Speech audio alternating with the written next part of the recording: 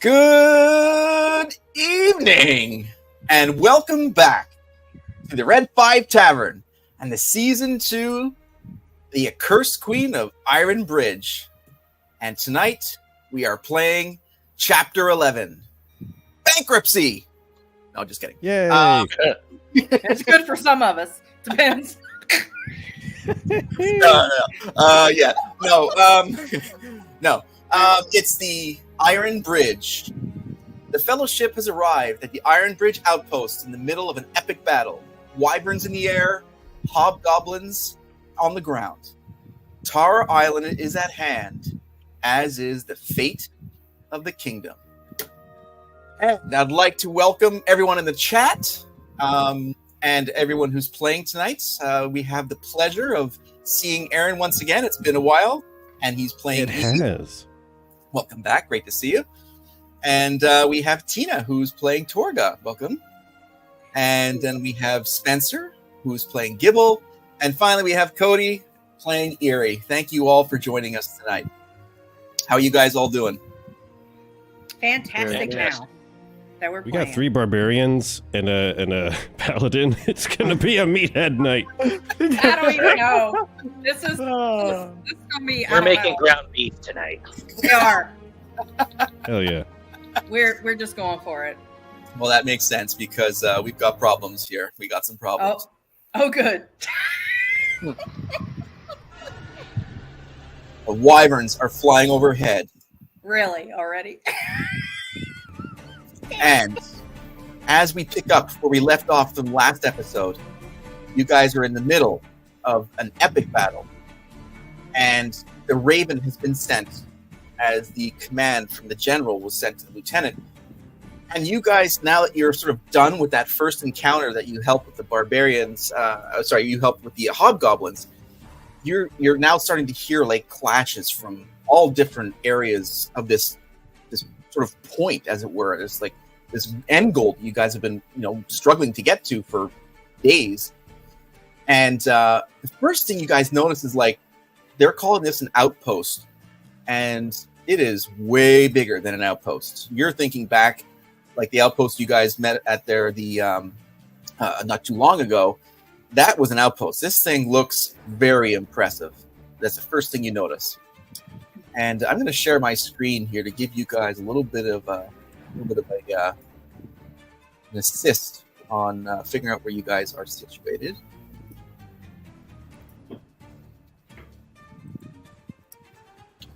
And whoops, that's not what I was expecting.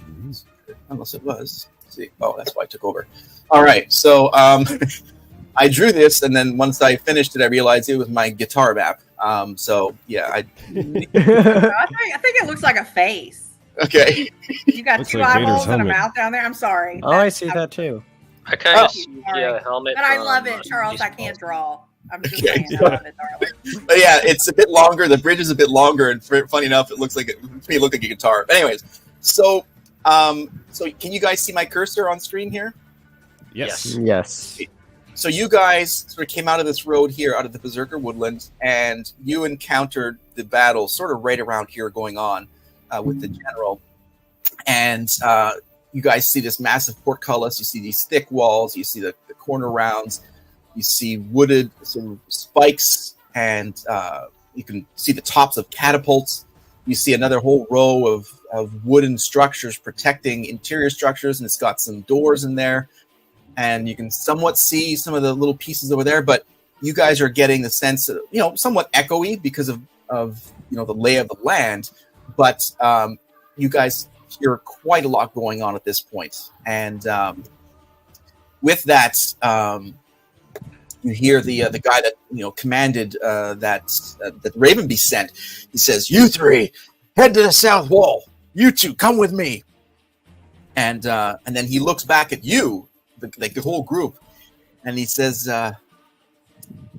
"We could again with sort of a wounded shoulder. He's got like a big gash on his shoulder, but you can tell he's not nowhere near death or anything. But he's got a wound there. He says, we could use your help on the south side. It should thin out the opposition for what you guys have to do in the future." And so the three that he told to sort of move off within the side here of that map. So basically, he's instructed them to sort of move over this way towards this side, and he's instructing them to go there. And then he's taken the other two leftover guards heading over towards the north side, basically. And we should go where? Well, he asked you to follow the three guys southward. Which Yeah, are let's to go the for it. left, right there, right? Yeah. So yeah, exactly. Okay. Correct. Okay. All right. So You're just gonna nudge Gibble. You see that catapult? You could ride that later. Well, I mean, it may be fun. I just don't know about the splat part of it, if you know what I mean. As So long as Landy you catch might be the able to wyvern, run. you're okay. I'm not so sure about that one. Well, you land on it all right. You just gotta deal Erie, with it we after. need all of us. Erie, we're not launching the goblin. We need all of us. We need So all we're of all us. getting launched? Yeah. No, we're not all getting launched. No, we're not launching anybody right now. Later, maybe later. Fine. that sounded like a promise to me. And so you guys like sort of preparing to move off, and the general guy, he looks back at you and he says, "There was a juvenile wyvern that grabbed one of my men, headed towards deeper into the Berserker Wood. Did you see them?" Yep. And what of the man? Yeah, we saw him too. what was left of him? So he nods his head and says, and so then he just sort of waves you, to move forward, and he takes off to the other side. So you guys follow the three guardsmen there towards the west side, and so you pass the catapult as you were pointing out, and you guys get to sort of an entrance part of this embattled wall here. And they open the door, the door is open from the inside, and you guys stream in. And as you come into this quite large section of the side of this wall, it's not small whatsoever. And again, the size of this quote unquote outpost is stunning you for sure. And so you move the way. You've got some farming fields, you've got grain, you've got vegetables, you've got stables, you've got like cows for meat and milk. It's like a whole, a community, basically self-sustaining for sure. And you guys are running quite quickly, following the guards, and they're moving towards this the shelf. And I know it's a bird's eye view, so I'll give you guys a different angle here. Let me share that one. And as you guys are running towards there, you guys hear more clanging and definitely more action. So the echoes are starting to drop, and it's much more of a direct sound. So let me show you what the second view is here. So again, this one here shows a view from basically Tar Island. So you guys are sort of rudimentary, but you guys are coming from this direction over here on this side. And these are the buildings you're running through. And this is basically a sort of a wooden / rope ladder down into this stone enclave, and inside this enclave there's a catapult. Not a catapult, but the arrow one. Ballista. Thank you. We'll use that. Think of it either. Yeah, the ballista in there, and you see all over. There's like there's 4 guardsmen, and there's about 6 or 7 from what you can count. Hobgoblins, either with arrows or they're clashing with some of the guards outside, and you guys are basically at this lip. And the 2 of the guards are heading down, and one of the guards is loading up his longbow to try and take out some of or at least engage some of the hobgoblins from this the high ground up here. What's the how tall is it from the top to the bottom? It's about 45 feet. So some of the hobgoblins will be about 50 feet, somewhere around there, away from you. So we're standing up on the ledge or around the ledge. Correct. Yeah, you're up here. You haven't gone down yet. There's one guardsman who is, who's like knocking an arrow. from beside you, basically, and the other two are heading down this rope.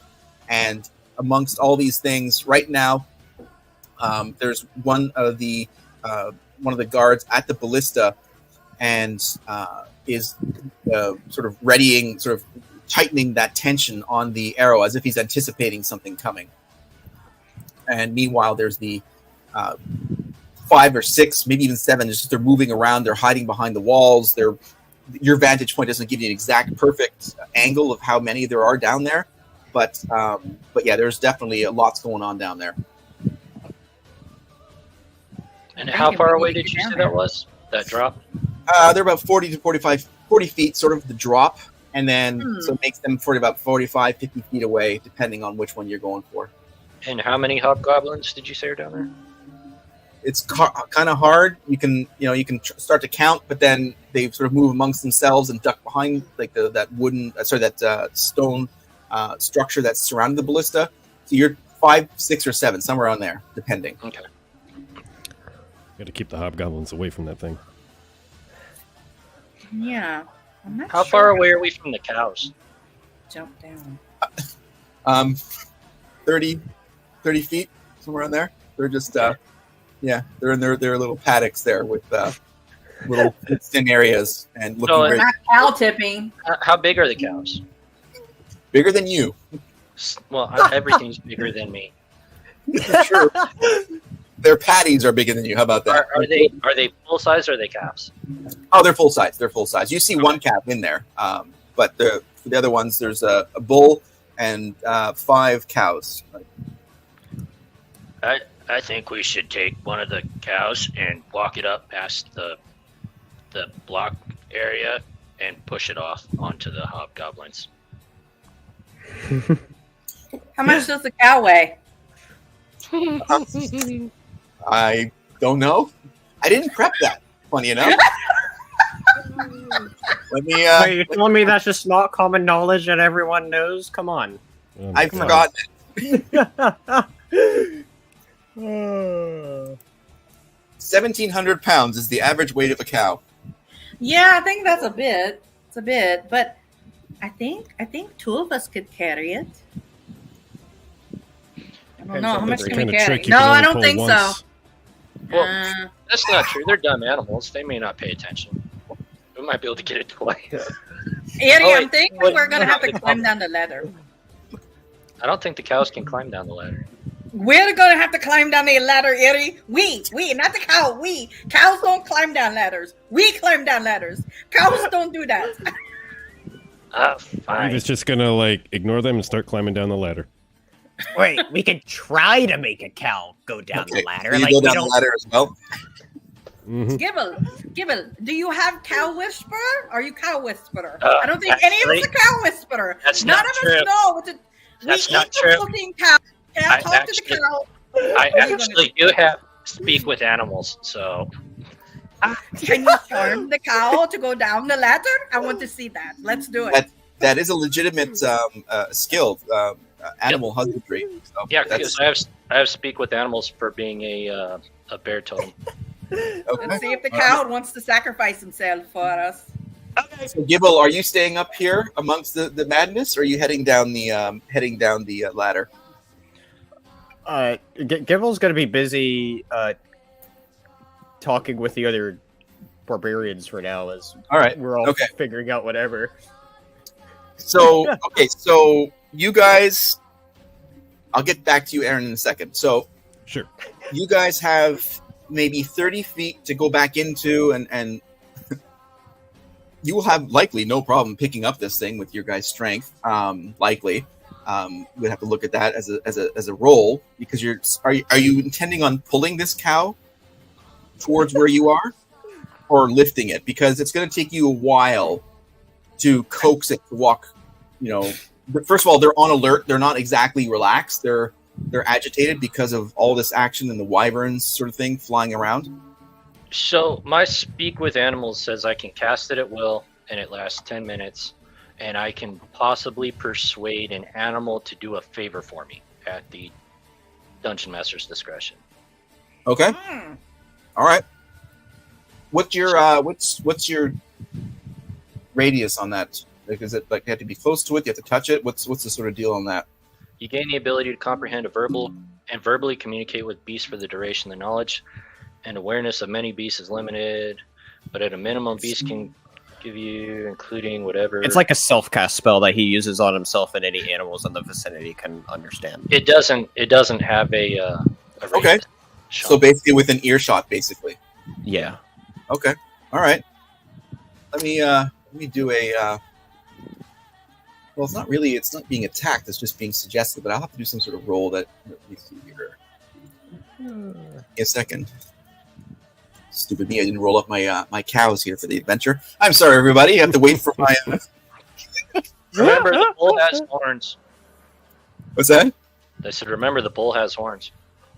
Well, you're going for a female or a male? I'm going for the female first. First. Oh my god. Hey, if they decide as a community, they can all hear me. If they decide as a community to all sacrifice themselves, that's not my problem. Okay, so I'm going to do a... I would request that the female that owns the calf does not sacrifice herself. All right, so you there's a cow, like a female, okay, that's closer to you. Oh, geez. Yeah. Okay, so you now have a favor to ask of this creature. Good Lord. I swear, if this becomes a pet, you have to take care of it. You understand? I'm not naming it. I'm not giving it shelter, and I'm not giving it armor. Ooh, armor. Hard cut to Charles napping with the cow in his easy chair. Give me an idea. I want to see an armored cow now, just saying. I know. We're going to have to sacrifice one, then we'll take the bull, we'll armor him, and turn him into a battle bull. Battle cow. Battle cow. We're gonna coat the cow in armor? Jesus Christ. Oh my Lord. First we got the egg, now we have the cow. Oh my. So what's your favor? What do you want it to do? So it's in the paddock. You're maybe 15, 20 feet away from the paddock. It's not very hard to get out of there, but for these animals, it's like the strongest stronghold they've ever seen in their lives. So you can see the exit sort of door further along. You'd have to, do a quick little jog to get there. Okay. And what's your movement speed? Right now it's 35. 35. So you could get to the gate opening of this little fenced-in area within one attack, or one of you could do it. It doesn't have to be you, but one of the three barbarians there to open it and follow your instruction. Yeah, I can push, drag, or lift 600 pounds, and carrying capacity is 300 pounds. Okay, so we know that the average Dungeons & Dragons 5th edition cow is 1,700 pounds. I'd give maybe a couple hundred pounds more for a bull, so that clearly is not going to work unless you guys combine your strengths. But we could all try to lift a single cow. Female, that is. How high is the... I'm not getting the arse. I didn't think of this plan. We'll let Erie click the behind. You don't want to know what the cow just said about you. I don't care. They don't understand us. They're stupid. I'll be eating it later if it doesn't work out. I'm sorry, Gibble. Isn't that like the pot calling the kettle black? Just to be clear, there's no hole you guys are trying to get over here. Just a cow. So how high is the fence around the... The fence is probably 5.5, 6 feet, because it needs to sort of be up to their chest where they feel the barrier. So they're not very smart animals. Like I said, it's not a very strong fence, but these are cows. So, all right, so I'm going to run over. I'm going to run over and open the gate. I've got a different plan, but go ahead.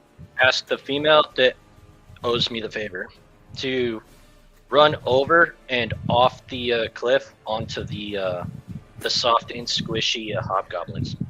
No. You're going to ask her to yeet herself off the...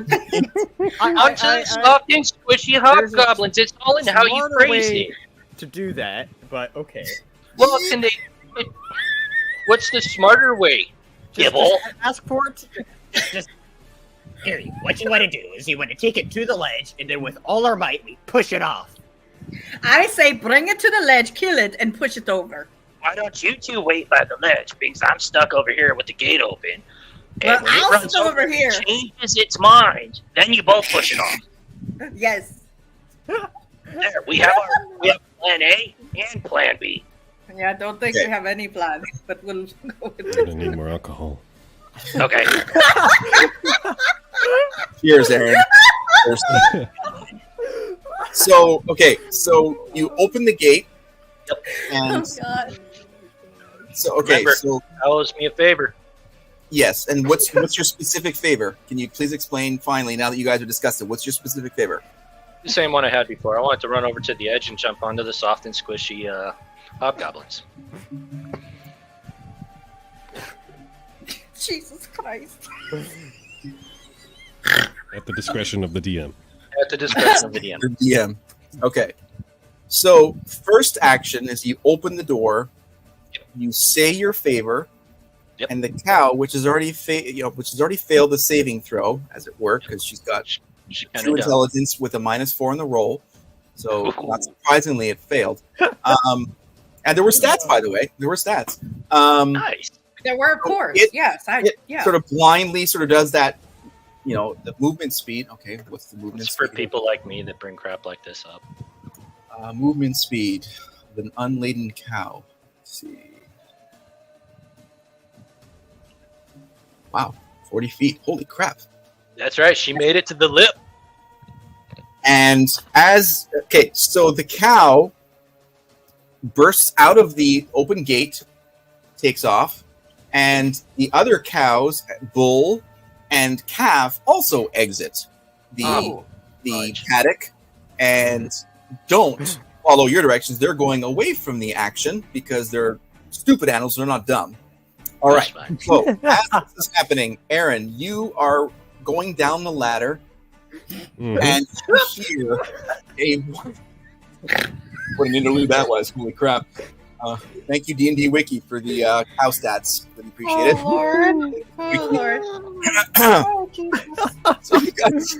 So you hear the roar. I'm not going to play it because I want to keep the combat music going here, but you hear the roar of a wyvern, and you see the Oh, shit. Oh, mother. single guardsman who's behind the ballista is fully ready for it. And you see, as you're coming down this ladder, you see the wyvern, and we're not talking a juvenile here. We're talking Yeah. a wyvern. And so it comes around. So let me show you here. Let's bring up the image. So it's coming around this side above the bridge over towards your position. Full-fledged flying with a roar, of course, which is bone shattering. Mm-hmm. And as the guardsman or behind the ballista lines up its shot, the wyvern sees you on the ladder and immediately sort of backflies, roars, and just cannot understand what is going on. And the guardsman looks back at and completely vulnerable and launches a ballista. Ooh.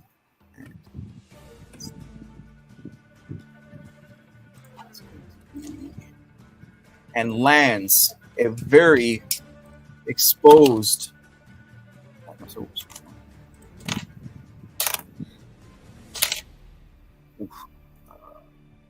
Yikes. 26 damage on that one ballista. Nice. Yeah. Nice. Yeah.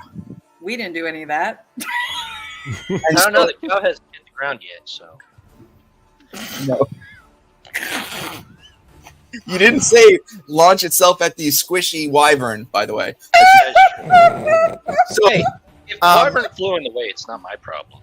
So it hits the guardsman hits a really vulnerable spot because it was in a sort of an offensive position, and it looked at Eve. I'm sorry, and sort of started this recoil, sort of backflying as if it was startled by his presence, and exposed itself really badly.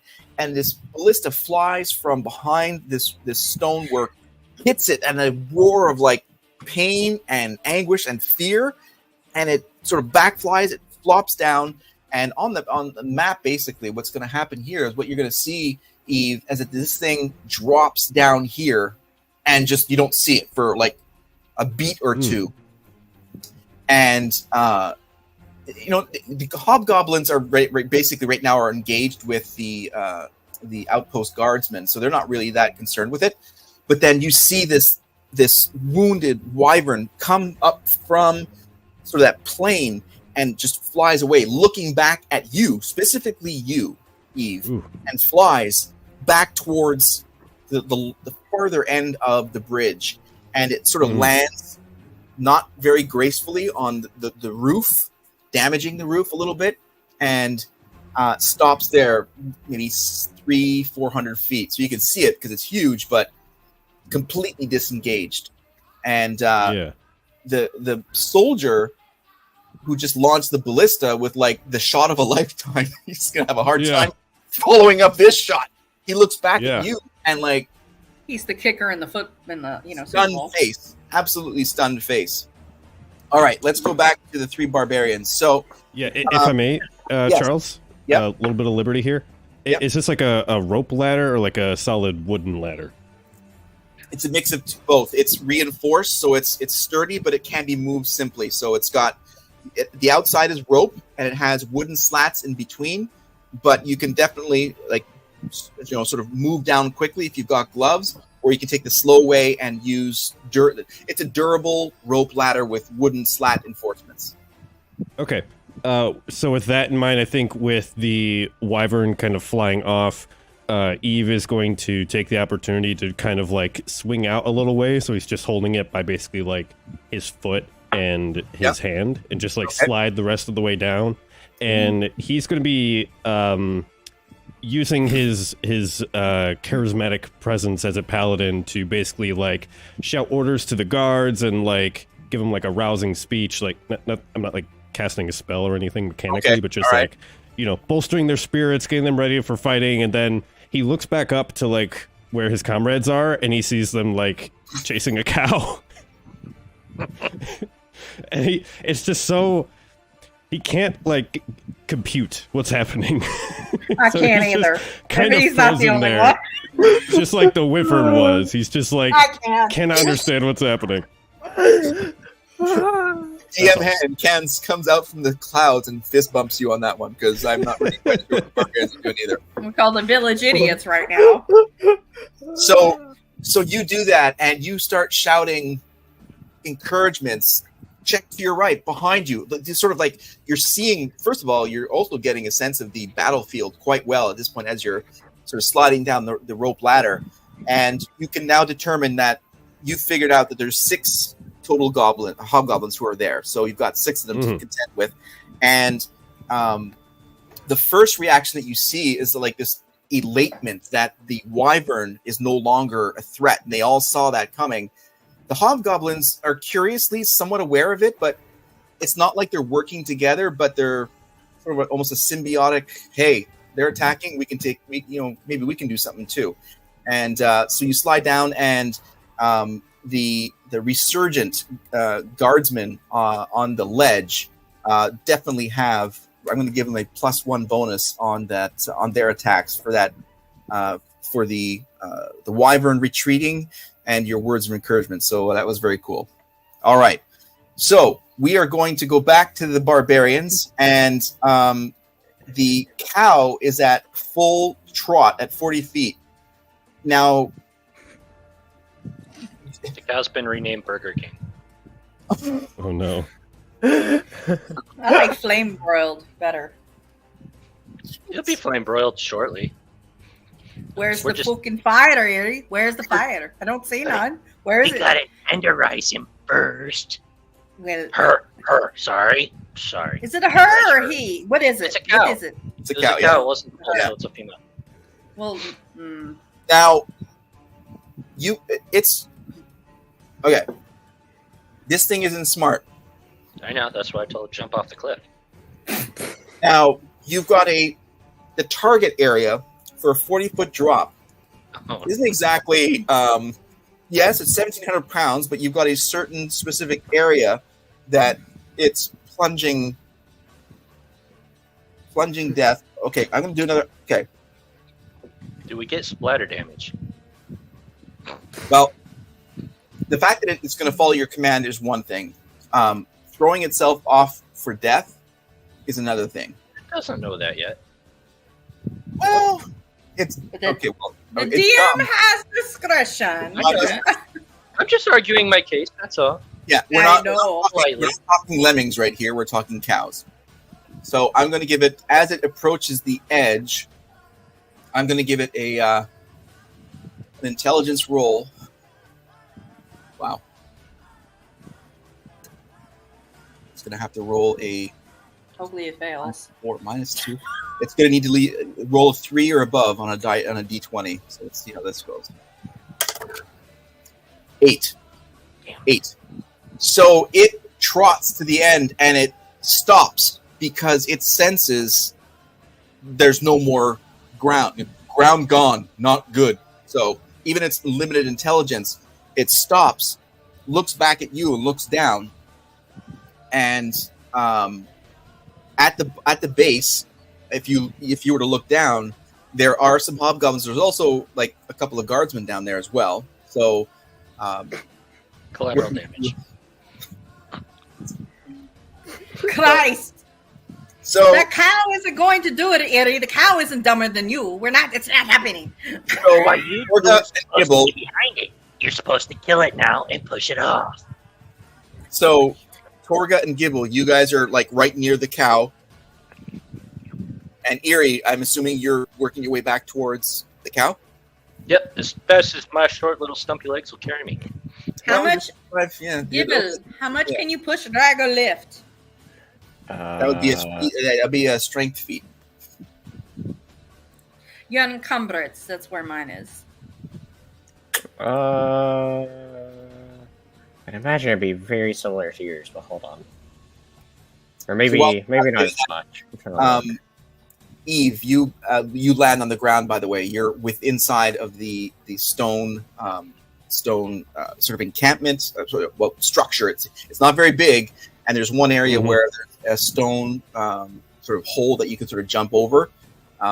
That's the only way out of this. You can sort of climb out as well, but there's one sort of area close, right near the cliff area of the shelf where you can sort of jump out and engage. That's where you sort of land there. Gotcha. It's like a little pillbox guarding. Yes, this exactly. ledge. Pillbox, exactly. And you've got the 6 foot height of the stone pillbox. There's one area where it's only 2 feet tall that you can sort of jump out. Gotcha. And there's like 6 hobgoblins kind of On the other side, swarming it at the moment. yeah, and they're surrounding the further end. So none of the hobgoblins have made it inside yet. There's only one soldier inside, so if one was to get back there, he'd be defenseless. But obviously, they had to do what they had to do. So just to give you a quick situation. All right, Cool. so the barbarians, what are you guys doing? What you got? I have 540 total. So I'm 6. What are you, Eddie? Are you 6?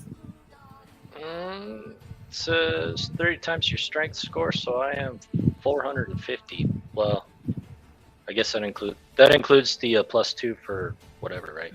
Well, Yeah, I click on my weight carried, and it tells me what my encumbrance is under my inventory on the app. So it tells me what I can push, drag, or lift. Not because I don't math. That's me. I don't math. I math at work. I don't math. You guys, 510. so you guys aren't carrying necessarily. You guys are just trying to like bludgeoning, trying to. Well, push I'm gonna kill it and just lift it and throw it over the thing. We're gonna manually coax it. What's there? So we're Manual not manually persuasion. coaxing. We're going to kill the fucker and then throw it over the fucking wall because nothing else is working right now. So we just need to push it and we'll be fine. Just push. So what do you guys do? Do you want to attempt to kill it first and then launch it as a as an object, or you just want to shove it off the edge and hope for the best? Oh, I Shove. think shoving it. Well, if we kill it, you want to shove it over alive? It'll break its leg. That's Gonna cruel. die either way. Remember to tell me that next time when you're in that predicament. It'll just die anyway. Bye. When did we have an option to shove Gibble off of a cliff? We might get one. I'll remember. I mean, we got one now. Hey! What? I'm not a cow. The objective is to put the cow down there and let's push it off. If you Oh, ride for the fuck's cow sake. down, ride it down. What? Ride it? No. Get on the back of the cow, Gibble. Get. I don't want to die as well. It right, should land on its let's- feet. Don't cows always land on their feet? No, it's cats. That's cats. Oh. Oops, Let's, messed that up. Let me just. What I'm going to do right now is I'm going to sketch out this little area, and I'm going to randomly assign. Because you guys are going through with this, I'm going to assign. We are. We're This married taking to a little longer disaster than I right now. anticipated. We're just committed to I thought the this cow shit would show. just jump. No, it's what we're committed to this shit show. Let's go. I'm Well, I'm a very committed. persuasive individual. But think about it, though. We're talking about natural instincts, right? We're talking about an animalistic instinct. Oh about yeah, absolutely. voluntarily Cows throwing cows yourself like- up. So Hey, You're not- you like I know, said, they're not a things. favor. So, okay, let me just randomize here. I'm going to give you. I'm not going to tell you what that roll is. As far as I'm concerned, it still hasn't fulfilled its favor to me. It's not a lemming. I'm gonna break its knees now. Jesus Christ! Just kidding. Give me a second. Just kidding. Kidding. Cut some steaks off of it later. Only in for Minecraft. me. Minecraft? Yeah, exactly. There you go.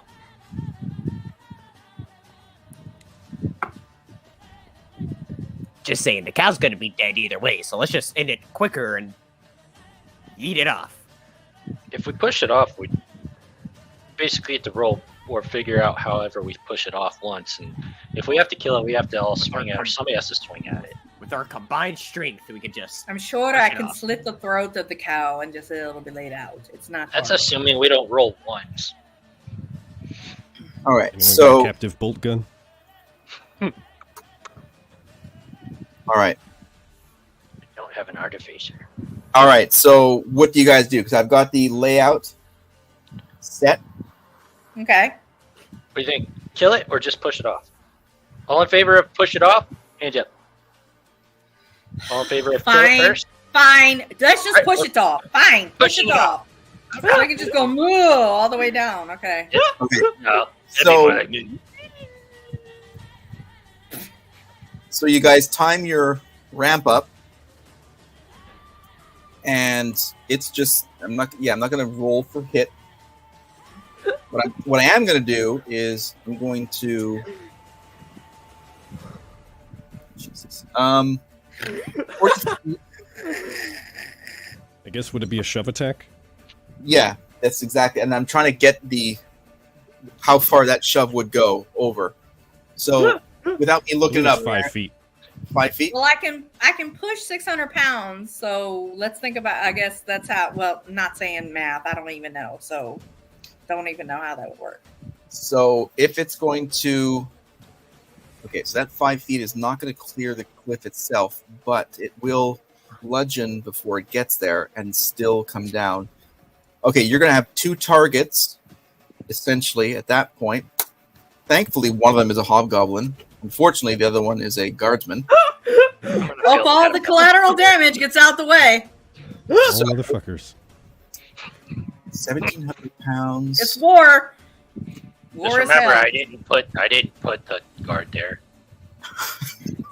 Jesus Christ. Explain that to the general. Yeah, that's That will. I'll just enjoy my roomy, hairy fall damage. kill again. Look here.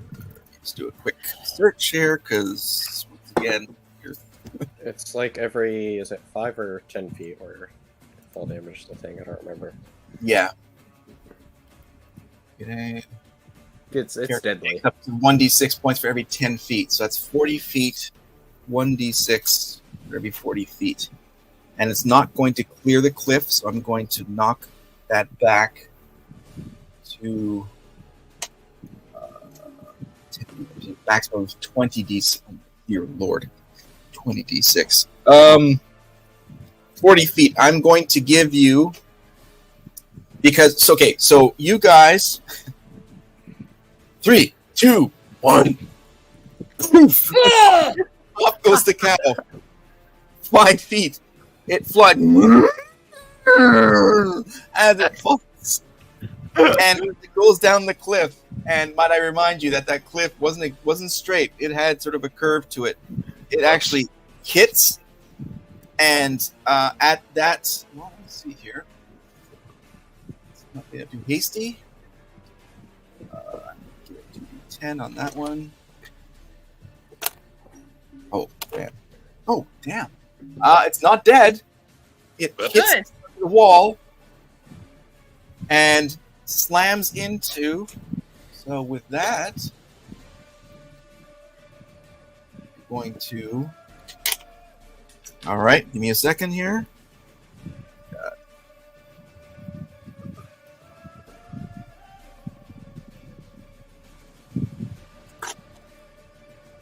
The surprise attack is going to have a deficiency on his ability to dodge. Ooh. Oh. Okay. Yeah. So the hobgoblin is not able to dodge the cow that is about to hit him. And the guardsman. Come on, he's got to move faster. Oh! The guardsman's voice! Jesus, you rolled a 19! That's right. I am going to give you 2d6 damage, not for 40 feet because it broke its fall. So you deal 7 damage to the hobgoblin. Yes. The guardsman dodges it, and let me do a percentage roll here. Now they've got a pissed off cow to deal with. Well, it's not doing well. It's not moving, Eddie. Yep. It's not broken everything. It's not dead yet. It's not dead yet. The hobgoblin is covered with the cow. Good. Yeah. So for the next round, until he makes a strength feat to get it off of him, he is incapacitated. Good luck moving 1,700 pounds of beef. So, Eve, the 2 guardsmen that were ahead of you have jumped out of ahead of you, of course, because they were ahead of you before. So they jumped out into the fray. What would you like to do? You're right at that sort of exit point. Yeah, kind of like looking down at this airborne beef delivery. That's a brand new sentence. Looking at this airborne beef delivery. Can we say just that? Gonna look up. The airdrop. The ABD. See, Mo, Larry, and Curly looking over the cliffside. I'm Curly. That's the 3 of us. Yep, he'll just shout up like, "What are you waiting for? It's time to fight!" And he's going to jump into the breach. So to give you perspective, the cow attack. Yeah, there's a cow attack. It was cow attack. Yeah. Came from sort of the opposite end of the pillbox, this circular pillbox. So you're at the opposite end of it, coming out here and moving your way around to that area. Obviously, there's going to be stuff in between, and those 2 that jumped out ahead of you, you hear immediately, clashing of swords and things like that. So as soon as you exit the pillbox, you're going to be in the fray. So okay. So you hear that, barbarians. My biggest concern, if I understand you correctly, there's like one dude on the ballista. Correct. And like his goodness. Sorry, Shanty. His rear is exposed? Yes. His rear is exposed, yes. Okay. I want to keep anybody from like getting behind him. Okay. So that's like my main priority, but also like I'm not waiting around for the 3 Stooges to get here before I'm like fighting off these You hobgoblins. shouldn't. For the record, So- he shouldn't wait. So you sort of hang out there. You're like, okay, we've got this guy here who's undefended because, like you said, he's alone in the pillbox now. Yeah. But he looks down at you and says, "You're the one who pushed the wyvern away?" Yeah, it's a whole thing. Don't you worry about that. Keep fighting. There's only one wyvern. It's gone. It's over there. Yeah, we can worry about that later. We got some hobgoblins to kill. So, and he says, "I can't hit the hobgoblins. They're over there. They're down there. I can't hit anything. I'm blind as a bat right now." Can I tell if I can, like, if the firing arc of the ballista would allow me to fire at the hobgoblins, or are they, like, too close? They're too close. So his only purpose at this point in the pillbox was to take care of that wyvern. Okay. Give me a moment. Yep. I have, like, a javelin. I'm just gonna, like, take it off my back and just, like, throw it at him so that he has, like, something to fight with. Cool. Yeah. Nice. Because he has no weapons. He was just basically operating that ballista. Yeah. So, and basically, he's not purposeless. This is his post. But right now, his primary attack was to fend off as quickly as he can with the 5 or 6 ballistas he still has in his pillbox, and that last one he just landed with great accuracy. He's purposeless at this point. So yeah, you're good. Okay. You're good to go. Cool. I will make, like, it's just a mental note of his appearance and just, like, be like, if I see the wyvern going for, like, another attack run, I'm gonna make a mental note to, like, order him back on the gun. But until then, like, All right. Yeah. He's got a great handlebar mustache, by the way. Just that's Hell yeah. yeah. Hell yeah. You can call him Ace of Spades. All right. So with that, then, you want to after you hand him the javelin, you want to head out. Yeah, I'm jumping in. All right. So you jump over that lip, that one sort of notched lip. You jump over, and it's like a 4.5 5 foot drop, nothing big. And you come around, and you see the 2 guardsmen that were ahead of you they're both engaged with long swords with 2 hobgoblins, and they're both sort of like in the middle of a battle. And Cool. What I'd like you to do is just roll for initiative, actually, to see. Let's see if you can insert yourself into the action here. Giggity. That's gonna be a 2. Okay, so what you're going to do is you're going to slot yourself in, and at the next, so they're going to, let me do this up now. Let me do,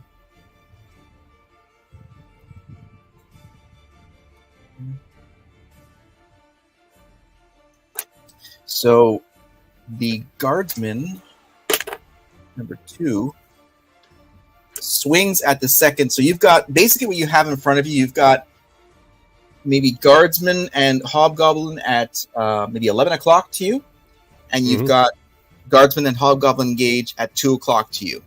So you can sort of split the defense and go either left or right at your discretion, basically. And at this point, that last attack with the miss, you're up on the attack. Cool. Taking a brief, like, assessment of the situation. Which guard appears to be more injured? The one to your 11. Okay. I'm going to go towards him then. Assuming I have the range to get up there. I'm going to go ahead. Maybe 10 feet. Maybe tops 10 feet. It's close quarters at this point. Easy. Okay. I'm going to use a bonus action to cast Shield of Faith on the guard. So that will give him a +2 bonus to his AC. That's concentration, so if I take damage, please remind me of that. Okay. And for my action, I'm going to use a Channel Divinity. And praying to Saint Chausel, I will cast, basically use my Channel Divinity for Sacred Weapon. So for 1 minute, my sword kind of like glows with this bright green light for 20 feet. Dim light for another 20 feet beyond that. And I get a +3 to attack rolls for 1 minute. Dang. All right. So I basically just hold my sword aloft as this kind of a beacon of courage. And that will be my turn.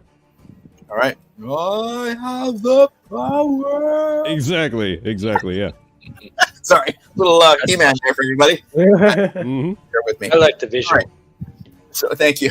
All right. So you guys, the barbarians, up on the ledge, you are basically you're like Muppets right now. You're standing, looking down, like that was awesome. You guys are nodding yourselves. That was pretty cool. And what would you like to do at this point? You've executed your cow maneuver. Who gets to go first here? We'll say Torga go first. I'm going down the ladder. All right, so that's maybe 10 feet away from you, so you get to the ladder. Yeah, Gibble? I have 35 feet of movement, so yeah. Gibble, you're up. Gibble is going to follow suit to take the ladder, but I don't know if this is going to interfere with Torga at all, but he's going to try to use this side to slide down it. Little inspiration from Eve. Okay. Good All right. Lord. Always What got to are you have up a show off. How far is the drop? It's 30 I feet. wish I could jump down. No, It's 30 feet, right? 40. 40. Can we jump? I But rolled 35. It's at an angle. It's not a straight 40. Okay, we're not talking a sand dune. We're talking side of a cliff, and I know. it's rocky faced, and near the edge where your cow bounced off of, that's a serious impediment to just sort of. Okay. So with 35 feet of movement, would it be possible? Well, not without an acrobatic feat. Do you have what are your feats? Do you have like Hang on, let me there's check. a whole list of things you could take a look at with your feats. I'm going to have to look into that more with jumping for us short people because, yeah. Especially since we're used to being in the mountains and stuff. But yeah, there's not really clear on that. Yeah. But okay, but if we're descending down a ladder, do we descend down a ladder slower than we would with our movement speed, or do we descend? No, I would say that if you're all focused on getting down. I mean, yes, Eve did make it down quicker because he sort of avoided those sort of hand foot, which Gibble is trying to do at this point. You can sort of slide down quicker, but it's still going to take you to round to get down there. It's not like you're going to save time where you're going to get down there and attack, get out of the pillbox, and be able to spray. It's going to take the time it's going to take. Okay. So you just got to follow the process. What's fall damage if I were to jump? What is that typically? Well, it doesn't have to be 1d6 per 10 feet. 1d6 per 10 feet. So yeah, so you're talking 40 feet. Depending on what you may have as an acrobatic feat, if you look under your abilities, and feats, you have none. Under features and traits, I don't have any acrobatic anything. So let me see. Let me just bring something up here. Dexterity. I think if you're a monk at a certain level, you can basically have falling damage. Okay. Stealth survival. Yeah. So But I don't think you're that's just you. going to be. What's that? But I don't think that's you. No. I'm no monk. I do make a mean mead, but There you No. go. You drink a good mead, a mean mead. I make and drink it. I don't share. So you'll get 5 feet, just like the cow, and then at best, maybe with an agility, dexterity feat roll, I'll give you 1d10 for 30 feet if you happen to make your dexterity saving throw. But you're still going to take 3d6 damage. But And then not if you- I'm raging. Pardon me? Not if I'm raging. As a bear totem, I have advantage All right. to all damage, except for psychic. So Okay. fall damage counts. It said all. Okay. Distance. Okay. So it'd be 1d10 plus whatever the Yeah, So- I'm a, It's a harder bargain. no, it's not. I'm a rage, and then I'm gonna jump off this and aim for the cow. Okay, so you're going to rage. Rage is my Down the bonus fucking action. ladder. That's fine. Yeah. Rage. Yeah, bonus action. Yeah, it's not an attack per se. So you rage. Therefore, I'm that raging. grants you immunity, or what does it? It gives you advantage. Explain the It damage. gives. It is. While raging, you have resistance to all damage except psychic damage. Okay, so that's half damage, right? Then resistance would be. Yep. Okay, so like I said, I'll give you the 5-foot Good extension one. and 3d6. Well, yeah. Well, I give it for the cow. I'll give it to you. I'm glad I got what the cow got. And so you're aiming for the cow I'm hoping I land on the cow. because that will kill the cow. I know. It's pushing his fall. I don't want it to suffer anymore. Plus, there's a hobgoblin underneath. If the cow's dead, it can't move. Yeah, I know. Sorry, son of Sorry. courage. Just more weight if he lands on the cow. This is true. I mean, That's another 200 some odd pounds. Close to. you're right. No, there is a calculation for that. At this point, I think I should just jump down on you. All right. So let me paint the picture here. So you've got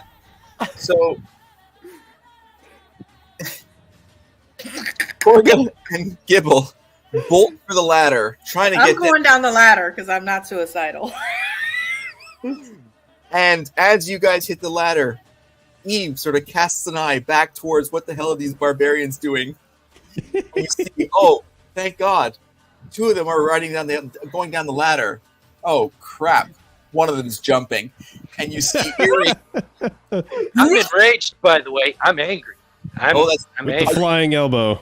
Yep. Yeah, I got- dude. I got And I'm looking here up now. like, oh Lord. I'm looking up like this. Oh. Son of a bitch. all right. You take 13 damage, Oh shit. and Yeah. you land on Wait, was that 13 before half or after half? Oh shit, that's right. No, you're at half. So 7. 6. The 7. We We round up. round up, right? Yeah, yeah. You round So up? 7 Okay. damage. Damn. All right, so I'm going to roll on a 1d6 for damage to the poor heifer. Oh, Jesus! That's So- right. Okay. Oh. You just killed the heifer. Oh my god. What about the goblin underneath? Does he take anything for me hitting him? Because I mean, I'm on top. Well, there. Yeah, I'm going to roll 1d4 Of on that course you are. for bludgeoning. That's 1 right. damage. Hey, I'll take the 1 damage. It is 1 damage. All right. Oh shit. Oh my god.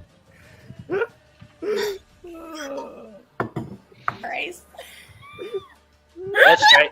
I'm dealing damage. Let's put that on the list of things Charles did not think was gonna happen tonight. Sorry, Charles. That's okay. This is fantastic. Great story in about 3 or 4 hours from now.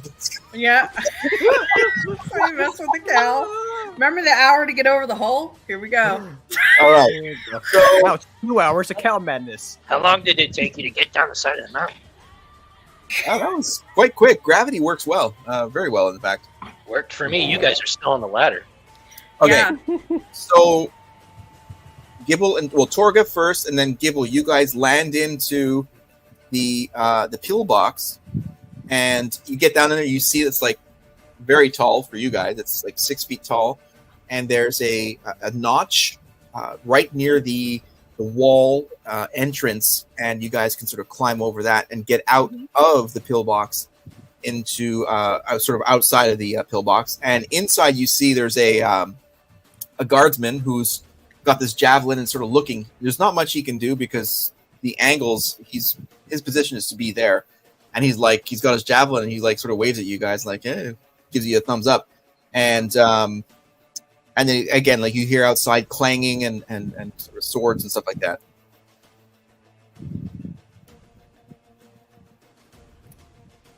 So With- he's in the where he is, which is in a Yeah, so he's basically on a platform for the Yeah. for this defensive position.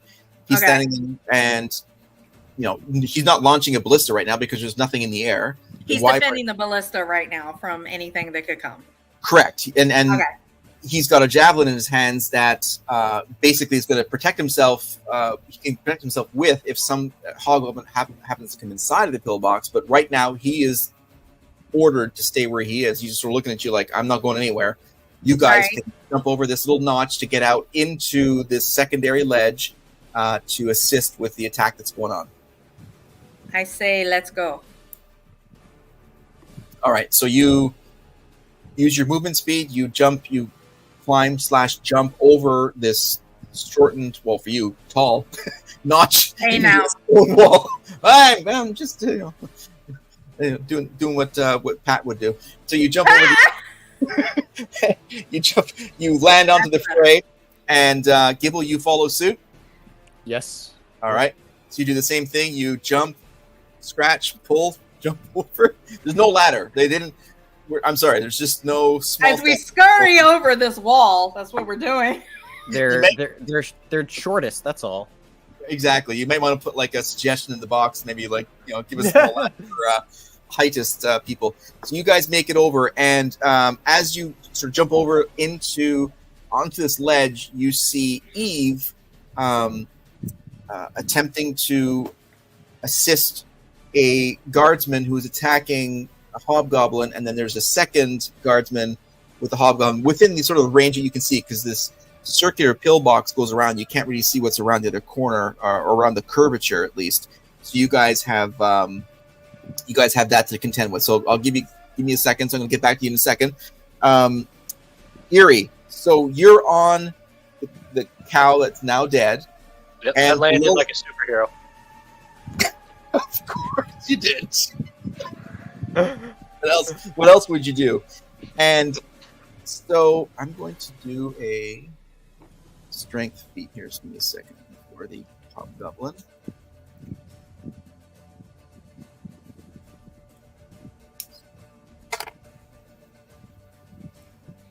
So you see the hobgoblin trying to lift the cow off of him, and he can't from his position. He's prone, and he's got no leverage. Is he completely covered? Like I can't see him, or I can see his head? No, or you can see him. He's got maybe half his body. His torso is somewhat exposed, so he's got some leverage, but it's awkward. Obviously, he's got a 1,700-pound heifer on top of him. It's not exactly the easiest thing to deal with.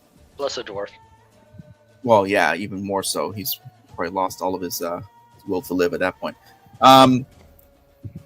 So at this point, the guard is going to attack him.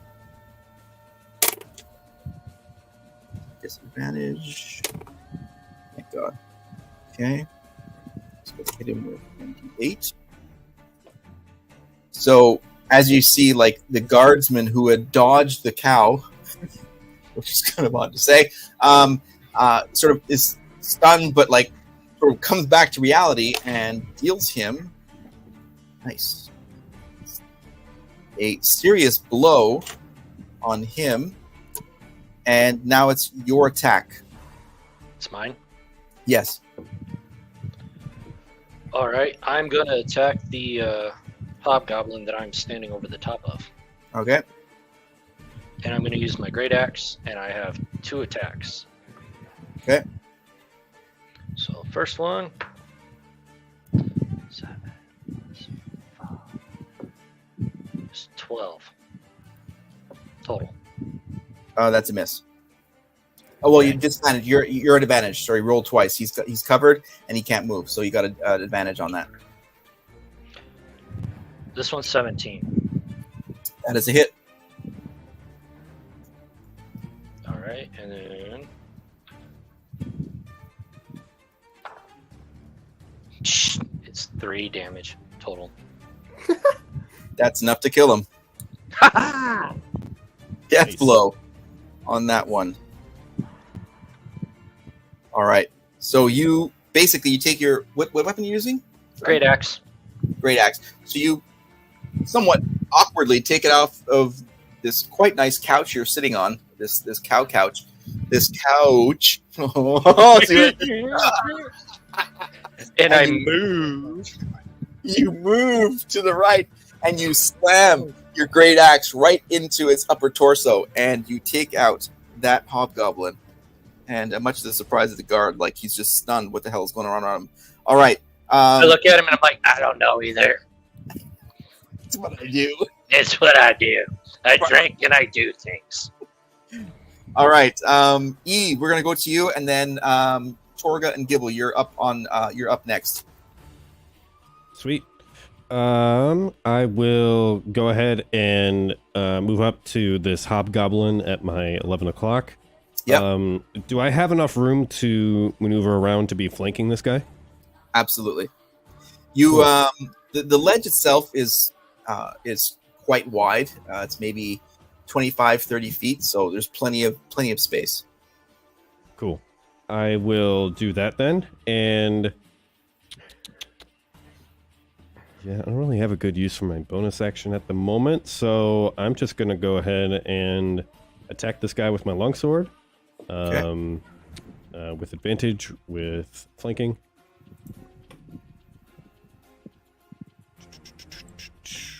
So that is a 25 to hit. Yeah. Uh-huh. Mm-hmm. Actually, 28 with my channel divinity thing. I mean, you know. That makes a difference. I mean, you know. Just saying. He just vaporized the whole thing, probably. Yeah. That's going to be 7 points of damage. Okay. Of slashing damage. All right. Roll pretty low on that. I don't really have too much else, so I'm going to keep concentrating on Shield of Faith for the guard, giving him +2 AC, and that will be my turn. All right, so I'm going to roll for that hobgoblin now. Just spend some time with you here. He's now got the better AC. Oh, and he misses on that one. And the guardsman has his attack. Oh, 19. Nice. Yeah, there you go. Sweet. Was that with advantage? Well, the first roll was a hit. I mean, you might roll again in case he crits. Oh, no, thank you. And 4. Okay. No, that's fantastic though. That would have been epic. Oh, dang. He deals a not death blow, but like a very serious blow to the hobgoblin. All right. Just give me a second here. All right. And we'll go now back to you, Eve. It's your attack against this hobgoblin, and he is actually on one knee. That was a critical hit he just got on that guardsman. Ooh, Yeah. dope. Am I really up again? Well, I'm going to take you and yeah. So he attacked him. The guardsman attacked him, and now it's back to you. I'm just going to treat this as a small little pod here, just to give you a chance to take care of this. Okay. Yeah, I'm going to attack again. Okay. With me longsword.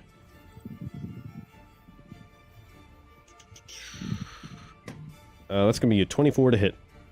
That is a 100% hit. Sweet. Damage then will be 12 points of damage. And you have taken out that hobgoblin. Sweet. He is dead. What weapon does the guard have? He's got a longsword. Okay. I'm gonna imagine we're both kind of like going after this guy. He's gonna like slash him across the knee, kind of bringing the hobgoblin down. Down. Yep. And then I'm gonna take advantage of the opening to basically do a stabbing motion in a way that kind of severs his spinal cord, and he just drops down like a sack of potatoes. Ugh. Nice. Not a cow. Make it nice and quick. Yeah, exactly. Yeah. All right. So cool. That will be my turn. Nice. Thank you. So we go now to Torga and Gibble. You guys pop out of the pillbox, and you see the guardsman and Eve double team this hobgoblin, and within seconds of Giggity. jumping out, they just reduce this thing to to mush. It falls forward, and off to your, essentially the same thing, 2 o'clock, you see one guardsman sort of parrying and quite successfully holding off this one hobgoblin who's attacking him.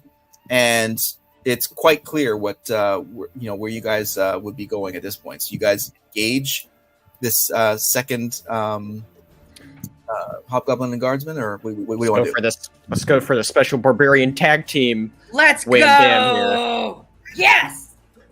Ready! Just to be clear, there's no cows anywhere in the vicinity. So you don't. We're good. Oh, Still darn. tag team this. Exactly. Okay, so Power Rangers time. Oh God.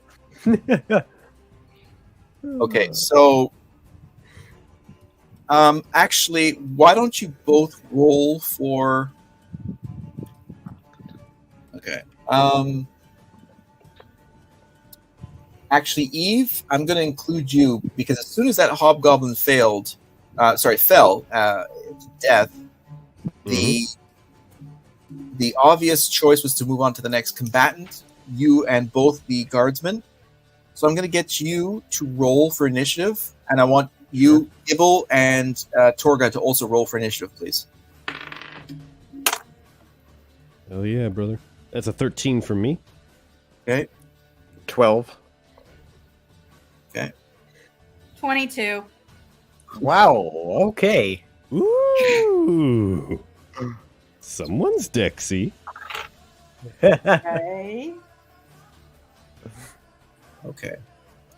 So, I'm going to reorient this here because this is changing quite quickly. So, what's happening now is as soon as you and the guardsman, Eve, felled that hobgoblin, your attention immediately shifted over naturally to the one at 2 o'clock. And as you guys were refocusing, you felt a warm, your cockles felt warm, the fact that you see 2 of the 3 barbarians actually on the battlefield, as opposed to, tossing over baby back ribs over the edge of the Baby back ribs. Should have named him Applebee's. Oh.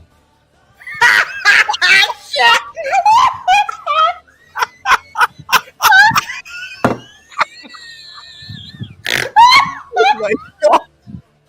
I'm just trying to bring a semblance back to this thing. And I'm sorry. Oh God. Okay, sorry. oh, that was so good. Okay. So we've got. Okay. So.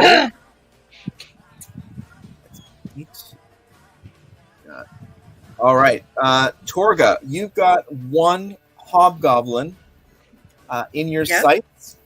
So let me just. Okay. Second here. Yeah, give me the distance. You're maybe 10 feet. Okay. Yeah, so I can. Yeah. Yep. Okay, so plan your attack. Just give me a second to set this up here. So we've got this, Okay. this.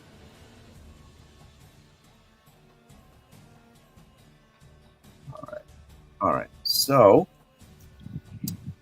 we've got Gibble, Torga, and Eve, and the guardsman, plus the second guardsman. All right. One poor hobgoblin. Against 1. Well, now, as you guys come around the corner, you see off, sort of further around the curvature of it, there's one guardsman who is trying to desperately get away from 2 of them, and he is going to bolt towards you. Okay. I'm going to give him an initiative. 2 more hobgoblins. Oof. So you guys are at the moment creating a new fray. So I'm going to give you a description very shortly, and then we'll figure out what's going to happen. So you've got. Sure. Okay.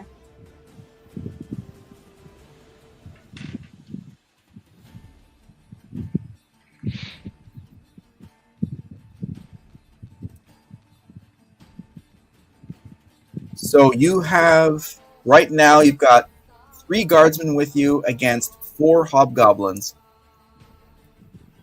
and they're all now in the fray, and I've got you all rolled out and with their rolls. So we are going to start with Torga. It is your attack. All right, so I'm gonna go towards the hobgoblin closest to me. All right. Go ahead and roll. 2. That is a complete miss. Why am I not surprised? Yeah, Oh I don't my know. God. It usually hits everything, doesn't it? Right? Yep. Okay. Next. Wait, Did you wait. rage? No, No, I did not rage yet. you're a level 5, yeah? Yeah. Don't you get 2 attacks? Well, I'm not attacking. I was just rolling to hit it. Oh, my bad. Well, that is a attack. What? Well- That's an attack. That's an attack. Oh shit. Okay, thank you. I was like, maybe I don't understand. You're right. No, you're good. You're good. No, that's the kind of gameplay we want. No, well, that was a 7. So is that any better? It's better, but it's not a hit. Sorry. Here you go. So I'm still fucked. There we go. Is that what you rolled on the die, or is that with your bonuses? I rolled on the die. Add your So- bonus. What are your bonuses? So it should be what? a proficiency bonus plus your strength. It'll say on the thingy. Should be Well, like my a plus 5 or proficiency plus is 6, I 3 think. and my strength is 5. Let's see here. Damn. Your bonus 8? is... Yes. That's That would be 15 to hit then. Plus 8. That would be 15. Well, unfortunately, it's still too low, but that's Oh significant. my god. Wow, these guys are crafty. Yeah, that gives you a hint. hobgoblins have got good AC. Yeah. Not when a cow falls on them, they don't. They didn't have that cow feature attached. The to ultimate counter to heavy armor. How did Well, we Howling find Squeeze steer. last time there was a cow involved? them. All right.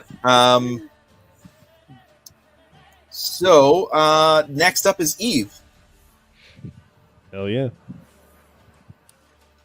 So just to get a geography before me, Sure. there's Right. we killed two what- of them. One of them Excuse me, was yeah. under a cow. One of them So the was cow is not in your visual space. So right Gotcha. now, you jumped into the fray. I'd say that maybe the half of the pillbox. You assisted the guard in killing the first one, and as you sort of maneuvered a little bit, you saw another one with another hobgoblin who was actually trying to defend himself against two, along with the other two. So you've now these have grouped. They've retreated to you. You've got 3 guardsmen and 4 hobgoblins around you, and there are sort of obviously 2 division lines. So you've got some allies, but 4 distinct targets in front of you, and the cow situation you're not quite aware of. You're aware of okay. it. You're not quite sure what's going on with that right now. That's on Got the it. other 180 degrees that you can't see right now. Okay. So there's 3 guards against 4 hobgoblins. 4 correct. Yep. Okay, I will move to assist the one that's holding off 2 of them, Okay. and as a bonus action, I will cast Hex on one of the hobgoblins that he is defending against. Okay. So that means I place it on that hobgoblin, Mhm. and until the spell ends, I deal an extra 1d6 necrotic damage whenever I hit it with an attack. And that target is going to have disadvantage on ability checks made with strength. And Okay. if the target Alright. drops to 0 hit points before the spell ends, which is up to an hour, then I can use a bonus action to basically move it to a new target. It's concentration, which means Shield of Faith on the previous guard ends. And then with my action, I'm going to attack this hobgoblin. Go for it. Got all that? Absolutely. Cool. That's going to be a 28 to hit. Damn. That is it. Jesus. We'll see. Yeah. You're 17 and raising. There's 11. That plus 1d6. necrotic. Okay, so 9 points of slashing damage plus 5 points of necrotic damage So against that 14 total? hobgoblin. Damn. Yep. Wow. So Eve jumps out and just launches at this one hobgoblin who sort of is following the guards. Because what's sort of happening right now is that the guardsmen are seeing you guys as a friendly force, non-hobgoblin looking, first of all. And again, with Axor's known presence, the draconic species that you are, Eve, is not a fearful one, even though there's wyverns in the area. So they are like retreating to the safety of numbers, right? And so the hobgoblins are following them, and you guys are creating sort of a two-sided front. And so Eve jumps out of this and absolutely demolishes the first hobgoblin. He's not dead, but my gosh, it's just crazy. It's bleeding, it's like in pain, and on like one knee, and absolutely crushed. And we go from Eve to Gibble. Alrighty. Well, I guess closest hobgoblin would be the one that Torga failed against hitting. So Gibble's just gonna pull out his great axe and go right up to it and see if he can do any better. Sure. Come on, I believe in you, boy. Do it! Kick his ass, 21? Seabass. That a boy. Sorry, what is it? 21. That is a hit. Aha! Ooh, baby. That is going to be a total of, oh, look at that, 14 damage? Slashing damage? Woo! High on that damage die. Hell yeah, brother. So that's it. That's your attack. You got one attack. And I got one more attack. Oh, even higher, 26 to hit. None. Devil is one kicking away. butt tonight. And that is 11 damage right there. Oh my What was that God, total? 25 damage. 11. So Gibble charges up, and with his great axe, absolutely splits the hobgoblin in half, doubling in damage his health, and again slicing, ready for the spit. Actually, if only Erie was here, he'd be like, "Wow, put that on the barbecue. That could be some good meat for breakfast there." So you have now taken out one of the hobgoblins, and no longer going to exist. Fantastic. All right, and his As always. guardsman is going to take his long sword and attack the one that Eve did. He's going to miss, so he misses that. All right, so that's his roll. Next, we have Hobgoblin number 2. Well, he's got okay. He is going to go for. We've got Torga, Eve, Gibble, and 3 guardsmen. So it's going to be 7. I'm going to do 1d8 minus 1 for target. 3. Eve, he's going for you. He's going to roll 12 plus 2. That's 14. That's a miss. AC 18. All right. Just goes ping off the shield. Ping off the shield. Dented, scuffed your paint job, but we're okay on that one. All right. It'll buff out. The detail job's going to be worth it. All right. And now we go to guard number 3. Ooh! 19. Holy shit.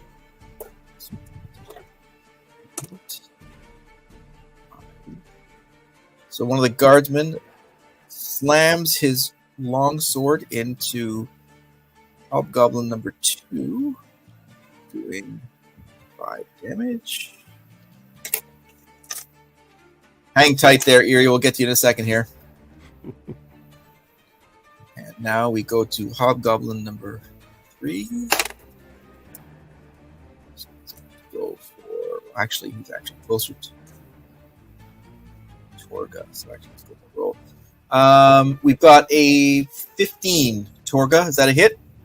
No, I am a 17. Dang. So you see this hobgoblin towards you and like slams it onto the ground, missing you. Another day, bitch. Bye. And finally, the last hobgoblin. Oh. Okay. Okay, so let's see who it goes for. Eve, the last hobgoblin, comes at you and swings his long sword at you, trips, and Takes this long sword. takes his long sword and puts it right between your legs, between your 2 feet, and he hits it and takes it on his forehead. He takes 4 damage, in fact. And it's a disadvantage right at your feet. So your next attack, you've got one right at your feet. Okay, he's prone. He's prone, and you'll have an advantage on your next attack.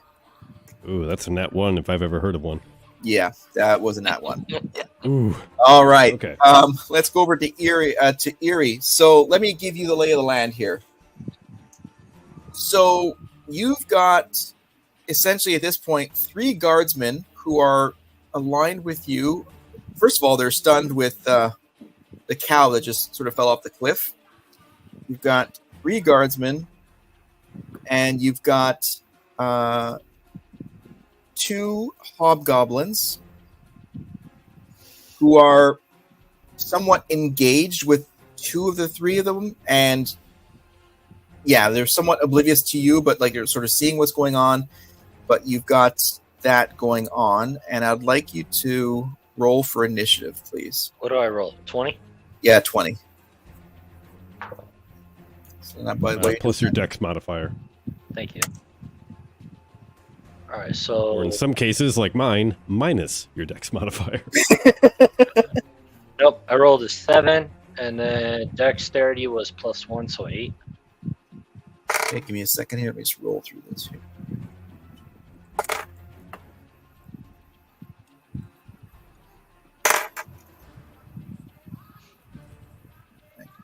So what was your total initiative? Sorry. It was 8 total. Okay. Hang on. Yeah, 8 total. I had an initiative from the last game. I forgot to take it off, so 8 total. Okay. Oh no.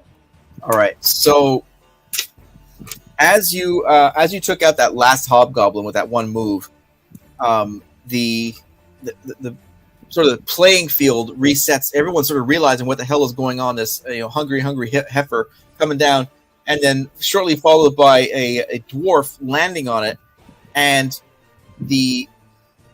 one of the hobgoblins engages and run towards. Marvelous. Got 3, and we got Erie, so there's 4. So I'm gonna do 1d4.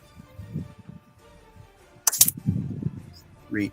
So one of the hobgoblins is like stunned by what he's seeing, but not really distracted.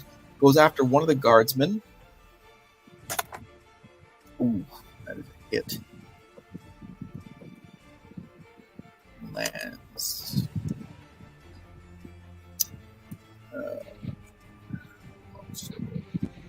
+3.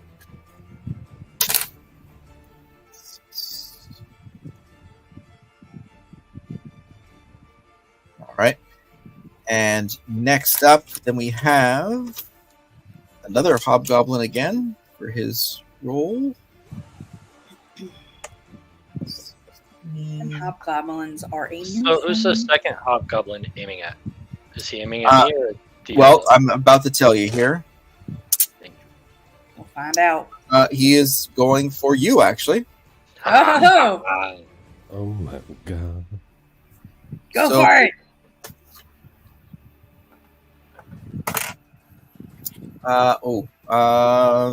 12. Is that half or full? Well, that was a hit. That was to hit 12. Okay. No, I have 14. Okay, well, that's a miss. So he misses on that one. Next up is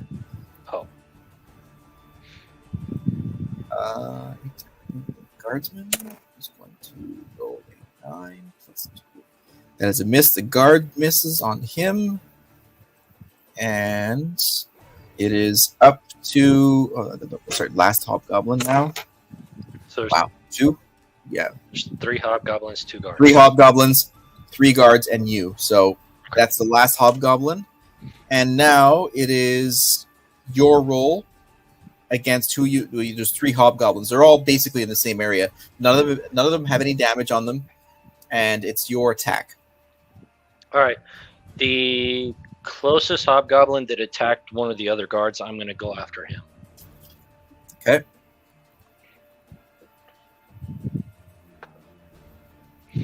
And I hit a 22.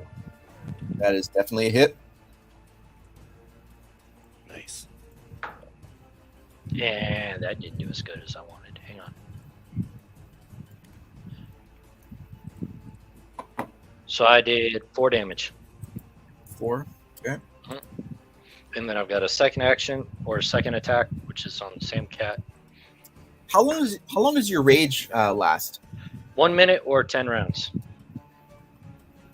So how's that go? Well, one round is they attack, you attack. So Right. you're about to finish one this round. This would be round 2 technically. Well, arguably, the first round would have been when I fell off the cliff. Correct. Right. And then this the is second round one 2. would have been when I attacked the hobgoblin that I killed, so this would have been third round.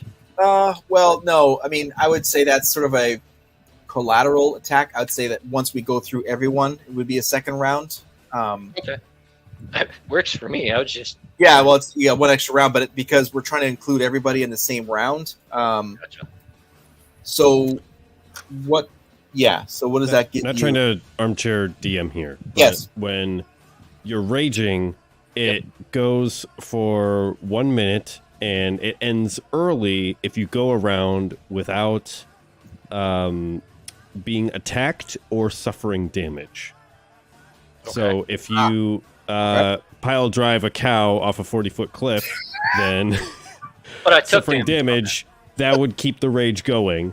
Right. And if someone tries to attack you, whether they hit or miss, that keeps the rage going. So I thought it if kept either of going those if I two attacked conditions are as well. met, then it keeps going for 1 minute. Doesn't it keep going if I attack as well? Because it says without attack. So is it just yes, them that's attacking correct. me or me attacking? So the first one I took damage. The second one I attacked the hobgoblin that died, and this would be the third round where I'm attacking again. I believe that's correct. Let me do a quick search, but I believe that's how it works. Music is awesome, by the way. Right?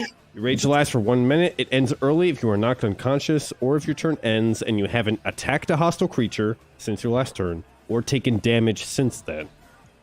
You can also end your rage on your turn as a bonus action. if you choose to. Okay, cool. So, but you have attacked, right? And you have, yeah. I've attacked, been attacked, and took damage. And Nice. 1 minute is 10 rounds. It says if it's if neither of those things have, So worst case And- scenario, we're still at round 3. yes, Yep. worst case, yes. Okay. So then my second attack was 15 plus 5, so 20 or 20 for the That- first attack. Yeah, that was a hit. Yep. Oh, damn. I thought it was a 6. That's a 9 plus 2, so 11 damage. Oof. Oh, baby. Yeah, you've dealt a really serious blow to one of the hobgoblins. Yeah, he's on one knee. So you got two that are full health, and one is not looking good at all. All right, we are going to run over to combat area number 2, or number 1 in this case.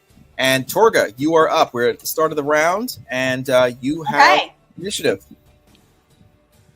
Ooh, okay. So, how close am I? Close to everybody?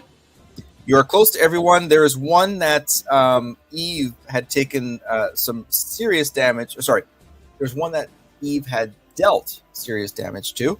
And there's 2 other hobgoblins that are one is relatively similar damage, but they're nowhere near the number 1. Well, let me go near the one that Eve did damage to. No problem. You're within striking range for sure. Okay. So, 18. Oh, that's a hit. That is a hit. Yay! I'm gonna use my. I'm using my great axe. So let me see what that gives me. No, I don't think it wants to know, but yes, go for it.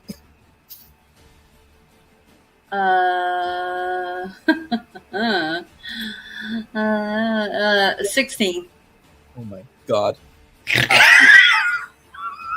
You literally cut this hobgoblin in half at the waist. Good. Absolutely destroyed. Okay, so now the hex, Eve. How does the hex do? What happens? It That's what we do. So if that is killed, then I can. Oh, as it's long as killed. it's still up. Yeah, as long as it's still up, which it is, I can. I can use a bonus action on my turn to basically curse a new creature. So the two remaining hobgoblins in this area, seemingly have the similar damage levels. So it's up to you. You've got one at maybe your 10 o'clock and one at your 1 o'clock, maybe. Okay, is it my turn? Let me see. Well, how close was I to anything else? Because I can attack again, but how close am I to? Well, this will. I mean, the hex move can assist you. Well, no, maybe not because it's only. That'll be on my turn, so don't worry about that. All right, so you got a second attack. You have free reign to any hobgoblin you'd like to attack. Oh well, let's do it again, Dungeon Master. That's my girl. Just when you thought it was over, let's do it again. I mean, let's see. I mean, we don't know. Well, I'm gonna go with 16 to hit. That is a miss, actually. Shit. 16? Yep. Oh Damn my it. god. Damn it. Okay, so we know 18 was good, 16 is not. So therefore, 17 is Hmm. yeah. So 17 is the roll to hit. Okay, well, hey, I tried. All right, next. Next up is Eve. It's your attack. Okay. I'm gonna go after the one at the 2 o'clock position. Bonus action, gonna move my hex to them. Okay. Do I have enough room to basically flank them? Given are they engaged with the guardsmen? Let me see. Or with Torga, perhaps? Yeah, more engaged with Torga. She just missed him. So yeah, he's sort of not paying attention to you. Put it that way. Got it. He's engaged with Do me. I have He's enough? like this bitch missed me. Yep. Do I have enough room to maneuver around to flank them? Oh yeah, you've got with your movement speed. Yeah, you can do that kind of maneuver. Yeah. Perfect. I will go ahead and do that, and then attack them with my longsword. Okay. With advantage from flanking. That is going to be 22 to hit. That is a hit. Cool. Oh my god. It's minimum damage. That's going to be 6 slashing damage plus 3 necrotic damage for a total of 9. Definitely not looking good. Yeah, not looking good whatsoever, for sure. Sweet, sweet. Okay, that's my movement. That's my action. That's my bonus action. That's going to be my turn. All right. Gibble, you're on deck, and the guardsman is going to...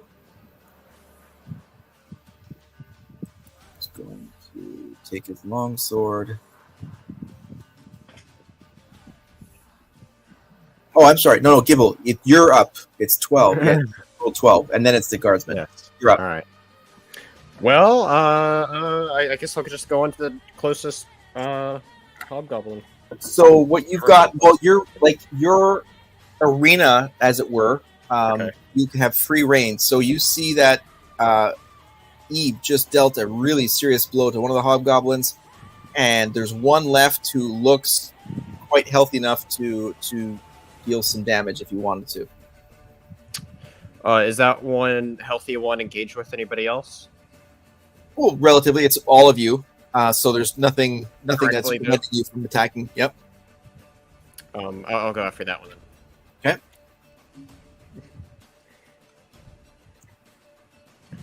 Alrighty. Well, first attack. 23. Yeah. Mm-hmm. You think? I think so. What if I Alright. said no? So- I just quit. If he said no, I'd be like, Holy I'm shit. done. I'm going. Yeah, no, I'm done. I'm done with the game. If he said no, it's 23. Let's see, that first one is 10 slashing damage. okay, Second hit. 19 that's a hit. Oh, I don't like this. for 8. Yeah. So Gibble, of course, jumps into the fray and slices one of the hobgoblins in 4, and fells it and is dead. Fantastic. Amazing. Yeah. All right. Damn, son. I just why'd want to you say let that her do killing that? blow was like a cross slice. Yeah. It's like the when you cut off the crust from your sandwiches on. Yeah. Yeah, it's Oh. nice. Yeah.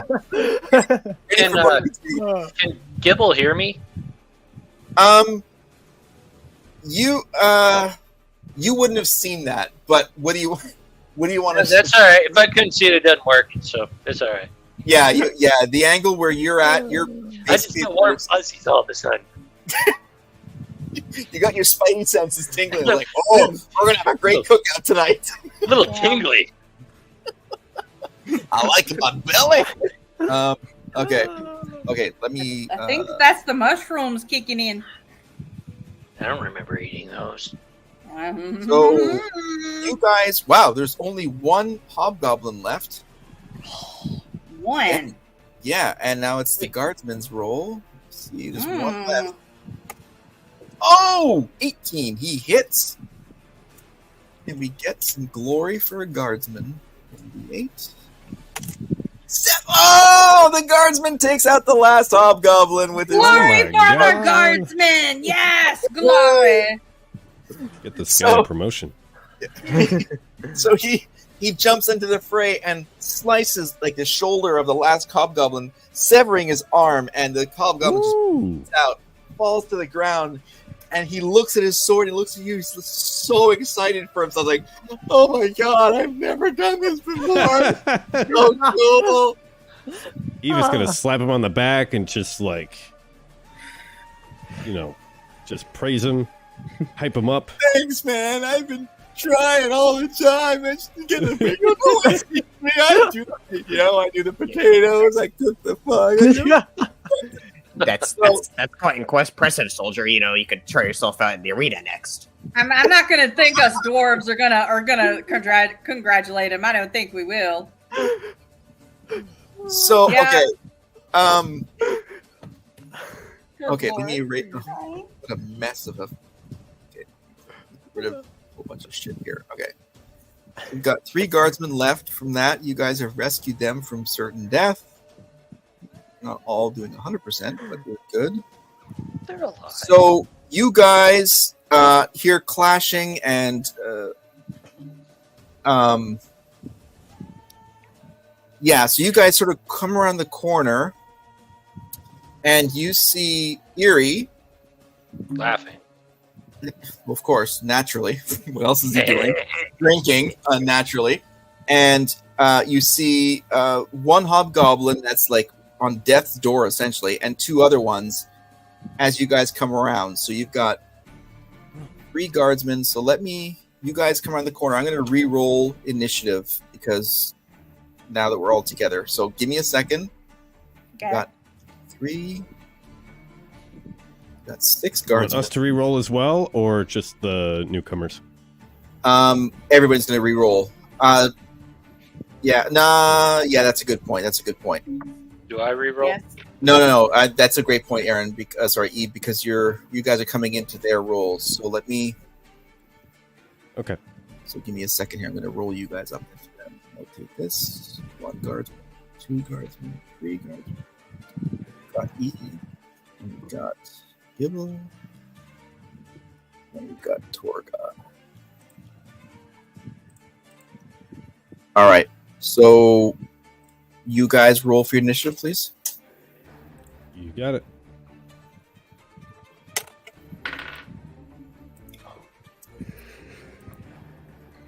Dribble.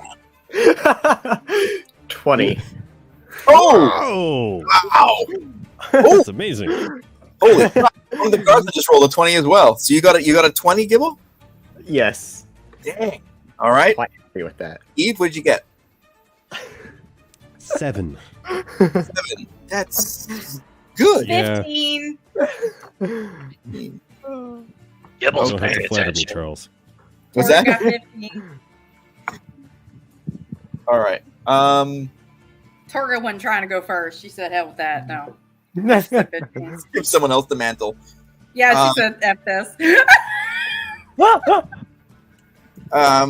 Gibble, can you roll a 1d6? If you roll a 3 or higher, I'm going to give you the first roll because one of the guardsmen rolled a 20. Oh, that was a 1. Okay, so he's going to be the plus. Sorry, we can't all. Is this the guard? Is this the guard that happened to kill that one? Yes, I'm going to say it is. How about that? All right, he deserves it then. All There right. you Yeah, no. go. He deserved that victory, doesn't he? Okay. So, Erie, you just finished your last attack, and you see come around the curvature of this pillbox your fellow compatriots and 3 guardsmen. You're like, wow, this is pretty cool. And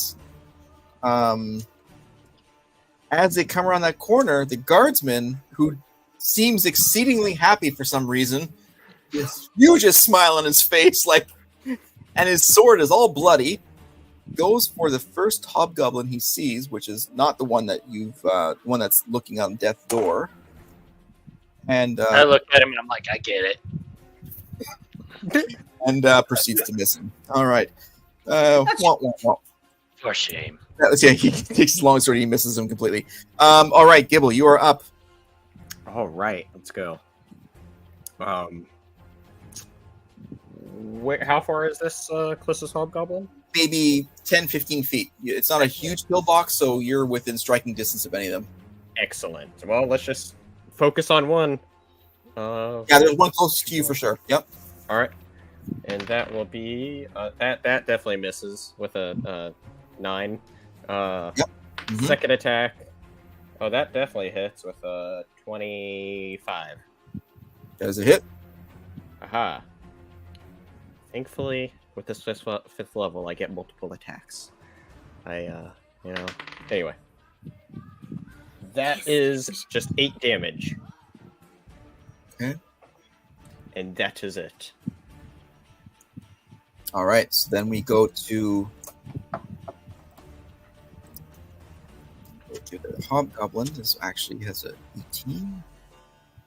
He is closer to Erie, but he's also close to that guardsman. So I'm going to do 1 to 3 is Erie, and above is going to be 4. So he's going for the guardsman. Ooh, 19. 1d8. Okay. Oh, hobgoblin just took out one of the guardsmen. Oh no! Oh, Dang. no! Which one? No! The one that was one of the ones that was working with Erie in that little Oh. grouping, not one of the ones that just came in. He was Not the pretty one low. Gibble cares about. No, Which hobgoblin was that?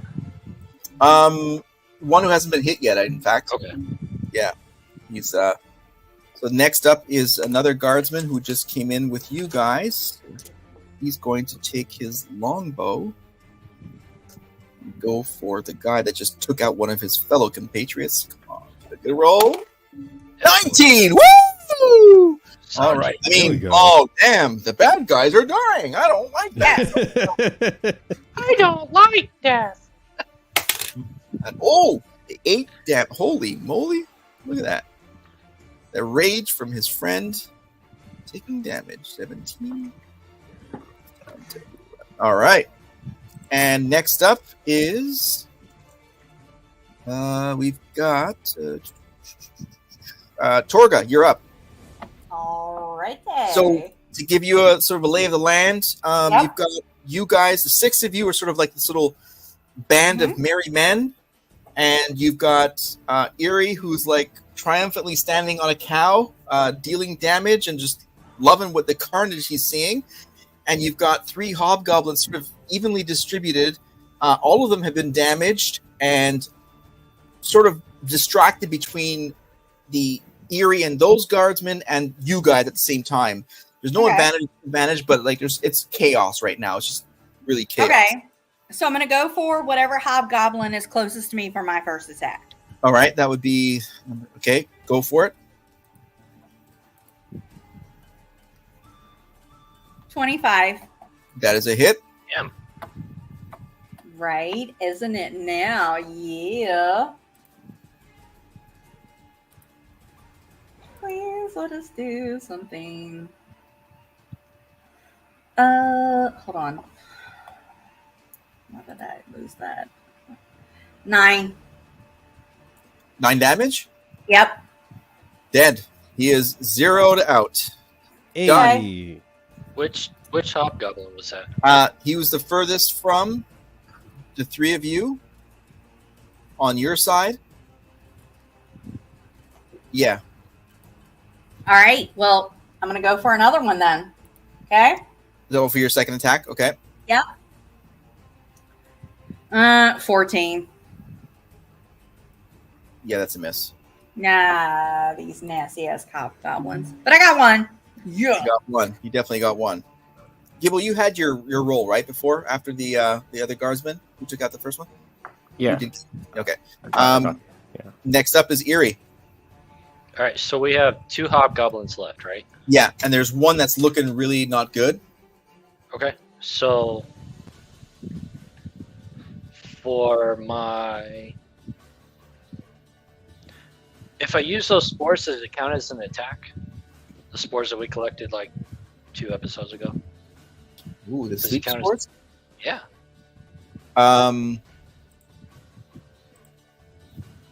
Does it count as Yes. an attack or a bonus action? Or just an action? I don't really care which. I'm just making sure I can count it right. Yeah, if you didn't prepare it, I would say it's probably something you have to go and fish out of your equipment and stuff. Okay. You have 2 attacks at this point. I have 2 attacks and and an action. So I'd count it as an attack because you didn't mention that you're going to prepare this as like a, right. as a quick release sort of thing. So first attack then is I'm going to No, I'm not. I'm just gonna attack the hobgoblin that wasn't the one I attacked before. The one I attacked before is almost dead. Yes, I'm attacking correct. the other one. The other one. Okay, cool.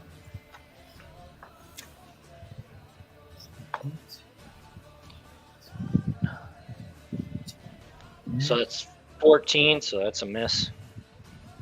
Yeah, that's a miss. And then I'm gonna attack him again. Wait, I'm raging. Do I get advantage? Yes. you're- So I get to roll again for that one, or how does advantage work on that one? Yeah, you'd roll if you have advantage while you're raging. You'd roll twice and take the higher of the roll. That didn't work. Never mind. That was gone. It was a 6, so 5, 11. So ignore that. Been there. It will go again for the same cat. Ooh. 23. That is I hit him, definitely a hit. Yeah, that's a hit for sure. All Eve, right. you're up next. Hang on. That was Mm-hmm. 23 to him. Then don't I throw it for damage? Oh, absolutely. I'm just telling Eve to get ready for his next attack. Yeah, you got to do it. Yeah. Come on. 4 damage. How much? 4 total. 4. Okay. All right. Eve, you've got 2 hobgoblins. One is looking very, very not good, and one that Eerie just attacked and took quite a good blow on that one. So he's not looking too good. But you've got 2 choices at this point. Would it be possible for me to move in such a way that I could, I don't know, hit both of them with a 15-foot cone attack?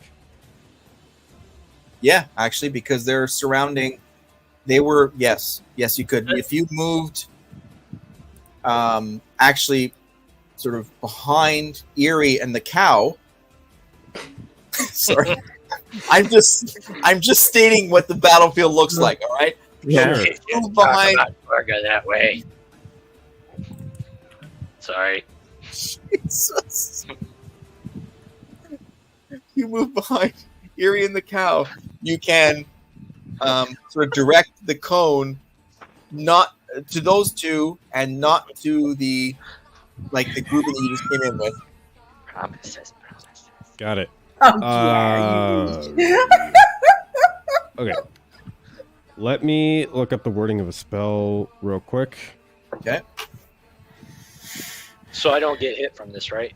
No, because what he's doing is he's basically positioning himself between you on the left side and on the right side, the other grouping. He's separating himself with the most that he needs with his movement speed to sequester the damage to these two remaining hobgoblins.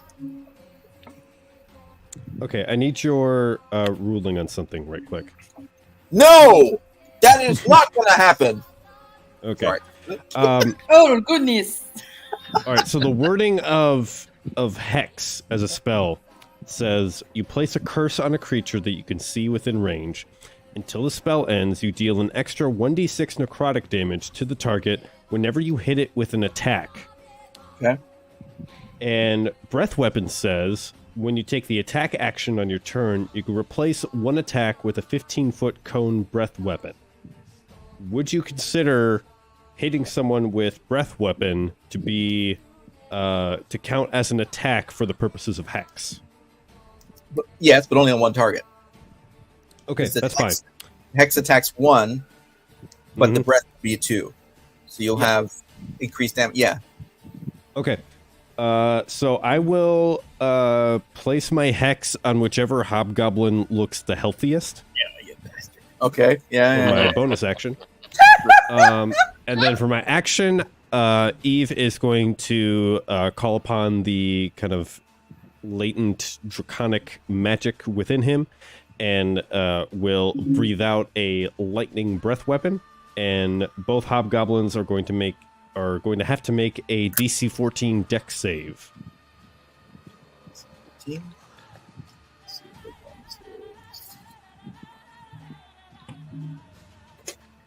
All right. So to be completely transparent, I'm going with the first one I'm going to roll, who is near death's door without the hex. 2. Okay. He takes 10 damage. And he just 10 walks lightning through damage. death's door. He's fully, completely dead. That guy's Mhm. roasted. Got a nice char on it. You guys got this buffet that you the best. Ooh. Like, I'm ready to have, a feast when we're done because Torga's hungry. She's like, damn, it's Yeah. been a bit. Natty 20. Natty 20 Yeah. on Okay. He takes 5 damage, but in addition to that, he also takes... stand by. 3 additional damage for a total 8 damage. I'm definitely inviting Eves to my next barbecue. Just saying. I am definitely ready for With some that- flame broiled food. the hobgoblins have been cleared from the battlefield. Well done. Holy moly, man. Even with Nice. the natty 20. Holy crap. Yeah. Still dies. Forget we're cutting up that cow. We are going to have a All right. feast worthy of dwarfs. Eerie, we're going to have a feast. I've got a job for you, Eves. You're gonna have to cook the cow. So, As long as we can make a gumbo. Oh, yeah. Most fabulous. Torga's hungry. So you guys look at this destruction around you and the amazement of how this all came together, how it started. The guards are thankful they're still alive and looking at you guys with this view of thank you so much for being here. And so we're gonna leave this battlefield a little bit and head up to Castle Ironbridge for a little interlude here. Ooh, okay. And we come into the area, and if you remember last episode, Axor had asked Make to go into the library to see if he can find out a little bit more about what happened 200 years ago or so. So this sort of darkened library full of like shelves and walls and rough-hewn stonework shelving with big tomes and scrolls and papers, just a big mess of stuff. I don't know if maybe you have ever seen The Name of the Rose, 1980s. Sean Connery was in that, and anyways, in that is like this sort of very messy library, and in this library, very much similar to that, is Make, and he's just looking through books, scripts, cross-referencing, and he's got his candles everywhere, and it's this big long table full of all this stuff, and he's looking at this one piece of information, and he sort of looks up, and he's like, he sort of gets up from his chair, and he walks the other side of the table, and he pushes a bunch of papers and picks up another piece of paper and grabs one of the scrolls, and he's like, looks at these two, holding them separately, and then he sort of jogs almost to one of the shelves, and he's looking and reading like the spines and like going down the shelves, and he finds one of these big tomes, and he pulls it out, and awkwardly, because Make is awkward, obviously, and like he's got the papers and he's got the book, and he's trying to open this book, and he's like, the papers are dropping. He's like, as he puts the tome on the table, picks up the papers, and then you see him sort of rifling through this big tome, and then he's flipping back and forth. Can't really see much, so he grabs one of the candles, and then he's like moving the pages back and forth, and so then he's reading back and forth, and he reads something, and he looks up, and he's like, his face is like this realization of something that this is critical, and he rips this page out of the book, slams closed the tome, and then he grabs these other two pages, and then he runs up the stairs, and as he's running upstairs, and then he goes into Captain Axor's sort of battle room, and he's not there, and he's like, where's Captain Axor? And one of the lieutenants, he's like, he was called up to the Royal Advisor's stateroom. We don't know. He's been there for a while. And so Make is like, I think I know what that is. So he runs up there. He's got all these papers in hand. And as he's making his way up to this room, he hears shouting. And so he sort of slows down. And it's quite a heated battle heated shouting session. And as he gets to the door, he sort of looks into the room, and he sees Leara Bristwind in this room, and Prince Raymond is there as well. And they're in this heated argument, and in between the both of them is like Captain Axor. He's like sort of trying to arbiter this thing going on, and he hears Prince Raymond shouts, "I must be allowed to leave! This kingdom is at risk. My love's life is in danger, and we are losing the battle with these wyverns. You've entrusted the fate of us all on some quest for a gem?" And Liara shouts back at him, "My lord, we cannot risk your life. We have sent ravens to the other 7 kingdoms, including yours, for help. They will start to arrive tomorrow. Please, you must not leave." And then, and you see Captain Axor, he's like, "My lord, I agree. It is too dangerous for you to leave at this time. We are surrounded by ravens, and the potential for attack is always there. It's just maybe 24 hours. Laramie is safe. She's in a secure place. We must not make rash moves."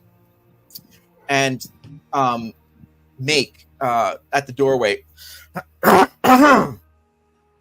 and everyone sort of stops, and then Axel looks back and like looks at him and like, "What do you want?" He doesn't say anything. He's just like pissed off. Here's Make now trying to interrupt these high-ranking people with his stuff, and Leara looks over at Make, and she's like, oh. She breaks off from sort of this confrontation, and Raymond, he like, not runs, but he just like storms out of the room, like actually shoving Make's shoulder as he walks out, and Make is like, "Jeez, use you." And Axor, "Hey, shut up! It's a royalty. What are you doing?" And he's, "What's so important?" And then Make sort of like motions Axor to come closer to him. He's, I found something. I found something in the library. And so Axor looks back at Leara, and she's sort of off in sort of deeper into her study. And Make says, "Come outside," sort of motioning him. So they walk down to his battle room, and he says, "What is so important? You just interrupted a really, really intense battle. Like, these people are furious." He goes, and Make says, "I found something in the library." And Axor says, "What? What did you find?" And so Make just sort of takes a pause. He says, "Ready for this? 100 years ago, for over a month, there were historic rains in the Kalandar Valley." And what? Oh, that's not the important part. And so Axor's like, "What else? What else did you find? What did you find?" Okay, and Make says, "Okay, calm down, calm down. That year, King During founded the Octagon Alliance between Gravenhunt and Prince Raymond's area kingdom and 6 other kingdoms. Isn't that pretty cool?" Axor just looks at him. What is this? What is this? What is this? Okay. I've got something useful for you. I also found the journal entry about a scroll with a broken red seal emblazoned with the wyvern on it. And Axor looks at him like, "A wyvern?" And Make says, "Yeah, a wyvern, and it was broken. And this entry was written by the royal advisor to King During." Yeah? That advisor was Leara's mother. Axor just stands back. That must be the scroll that she was looking for desperately before that keep fell. She had to grab it. She could not leave until she had that scroll in her hand. What does this mean? And Make looks at him and says, "That scroll is going to be a huge part of how this whole curse ends." And that is where we're going to end tonight's episode. Episode 11 is done and in the books. Woo. To our players, thank you to the chat. Thank you to everyone for coming tonight. Stay tuned for Chapter 12 of The Accursed Queen of the Iron Bridge. Woo. Thank you, everyone. Have a great night, and we'll see you likely next week. Good night, everyone. Bye.